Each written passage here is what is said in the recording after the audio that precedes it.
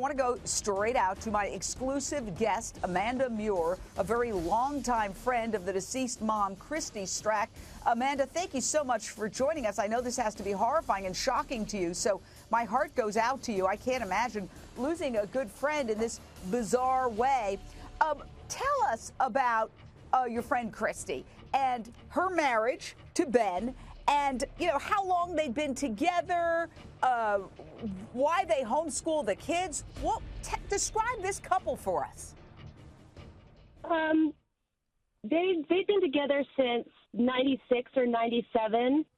I just want to say that I haven't spoken with Christy for about 4 or 5 years, but I was best friends with her up and from junior high to about 5 years ago. She was crazy. She was so much fun. She was always in a good mood. She loved Ben so much. When she met him, she just fell head over heels in love with him.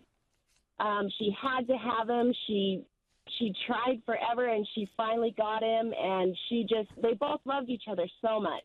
And why did she homeschool her kids? Well, I think there's probably a few reasons for that. Probably why anybody homeschools their children is she probably wanted to protect them from the crappy world that we live in. Who knows what reason why she homeschooled them. There's lots of reasons why she could have done it. Alex, what about the money issue? Because I understand that, again, we say this not to embarrass, but to get to the truth so we can understand what happened, that the father owed you some money.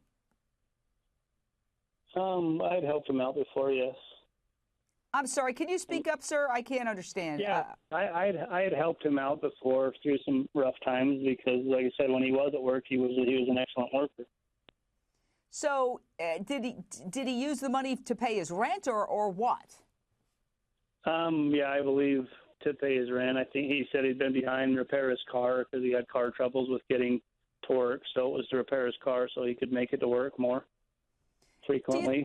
Do you think that this was a suicide over financial issues, or do you think this was a murder or an accident? What do you think?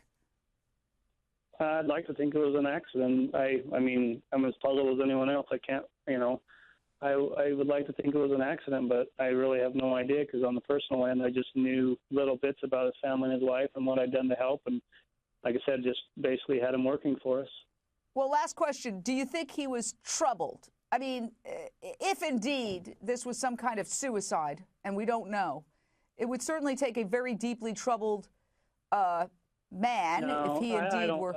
I didn't get that feeling at all that he was troubled. His kids were everything to him, so I didn't get that from him at all.